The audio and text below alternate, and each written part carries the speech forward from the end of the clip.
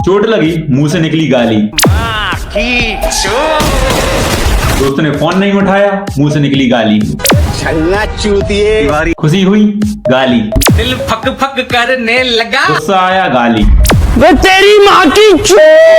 आजकल तो ये हाल है कि हेलो और बाय से ज्यादा हम गालियों का यूज कर रहे हैं। सही खेल गया बेंच। जो सब बचपन में हमें पाप लगते थे, आज वही हमारी लाइफ का पार्ट बन चुके हैं। पर सवाल ये है, आखिर ये गलतियां इतनी नॉर्मल कैसे हो गई? चलो थोड़ा फ्लैशबैक में चलते हैं। आइए देखते हैं, बैठचंद मजा आएगा। गाली कोई नई चीज नहीं है। रिसर्च बताती है, जब इंसान बोलना भी ठीक से नहीं जानता था, तब भी वो गुस्से में ऐसी अजीब अजीब आवाजें निकालता था, जो नॉर्मल तो बिल्कुल नहीं होती थी। प्राचीन रोम और इजिप्ट की दीवारों पर आज भी ऐसी ऐसी चीजें लिखी मिलती हैं, जो अगर मैं यहाँ बोल दूं तो यूट्यूब सीधा मेरा चैनल उड़ा देगा। बहुत शुरुआत में गाली सिर्फ दुश्मन को नीचे दिखाने या श्राप देने के लिए होती थी। को श्राप देती हूँ, जो भी कपड़े धो वो मैले रह जाए। लेकिन साइंस कहती है, गाली देने से हमारे दिमाग का एमिगडाला एक्टिवेट होता है और हमें मिलता है थोड़ा सा मेंटल सुकून। मतलब दर्द हो या गुस्सा, एक गाली निकली और मन बोला, it's metallic, I like it. आज हम एक ऐसी दुनिया में रह रहे हैं जहां हर दूसरा बंदा फ्रस्ट्रेटेड है। ट्रैफिक, ऑफिस का प्रेशर, पैसों की टेंशन, रिलेशनशिप का स्ट्रेस। ऐसे में गाली गुस्से का सबसे इजी एग्जिट बन चुकी है। कॉन्शियसली या सबकॉन्शियसली मुंह से निकल ही जाती है। और अब गाली का मतलब सिर्फ दुश्मन ही नहीं रहा, अब वो फन है, कनेक्शन है और कभी कभी कंफर्ट भी। अब आते हैं इंडिया के बड़े यूट्यूबर्स, भुवन बाम, मासी चंचलानी, कैरी मिनाटी, हर्ष बेनीवाल। आज चाहे ये कितने भी बड़े बन गए हों, लेकिन सच ये है कि इनके कंटेंट की जान वही गालियां थी।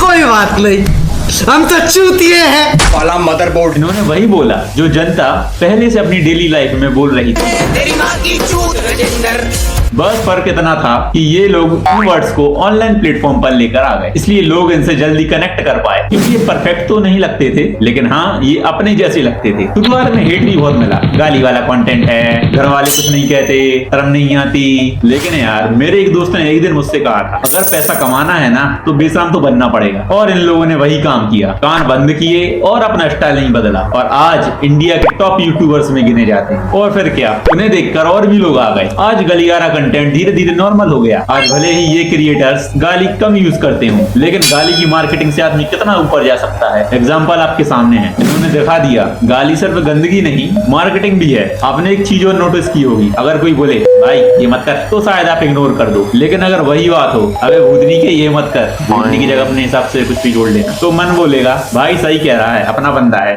भाई है मेरा। गाली आज दोस्ती का ग्लू बन चुकी है। अनजान बोले तो युद्ध शुरू। कसम से कह रहे हैं, घाट फाड़ देंगे हम तुम्हारे। कहाँ फाड़ दोगे?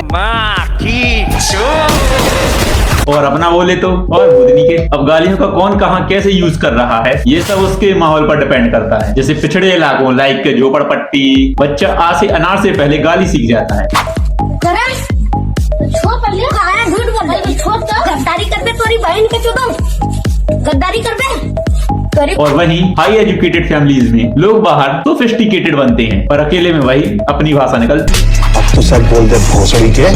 तो दोस्त हो या दुश्मन, ये चीज अब कम्युनिटी का पार्ट बन चुकी है। तो क्या गाली देना बंद कर देनी चाहिए? देखो भाई ये तो होने से रहा, गाली अब हमारी भाषा का तड़का बन चुकी। लेकिन जरूरी ये है हमें सही ज्ञान हो, हमें पता हो कहाँ बोलनी है, कब बोलनी है, कैसे बोलनी है। और हमें तो पता पहले से है, बस ये चीज नई जनरेशन को समझाना बहुत जरूरी है। गाली को इमोशन रिलीज करने का जरिया रखो, किसी की इज्जत उछालने का तैयार मत बना। क्योंकि एंड में भाषा वही अच्छी होती है जो दिल तक पहुंचे, लेकिन दिमाग खराब ना करे। बहुत बहुत धन्यवाद।